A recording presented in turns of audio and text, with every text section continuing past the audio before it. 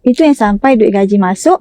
Tapi masalahnya kan, kita ni gaji masuk tiba-tiba malam dah lesak dah. Betul tak? Zub-zap. Loan kereta lah, loan rumah lah, bil lah, komitmen sana sini. Belum lagi groceries, isi minyak, anak minta macam-macam. Kadang-kadang baru tengah bulan tu dah rasa mana pergi duit aku Yang lebih memenatkan tu kadang-kadang kerja dah habis kuat dah bagi full komitmen dah buat macam-macam dah. Habis nak buat macam mana? Dah memang hidup kita ni penuh dengan macam-macam komitmen nak kena bayar. Betul tak? Itu yang sampai duit gaji masuk.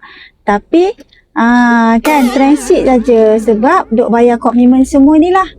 So sebenarnya Kak Wan rasa benda ni orang kata common. Semua pun alami benda yang sama. Betul tak? Kita terlalu banyak komitmen wajib yang kita nak kena bayar. Sebenarnya bukanlah isu tak cukup duit. Sebenarnya cuma terlalu banyak kebocoran dalam kita punya pengurusan kewangan. So, dah sebab hidup kita macam tu ataupun dah sebab gaji kita macam tu, kita yang kena belajar untuk urus kewangan. Setuju tak? So, kalau setuju, boleh komen.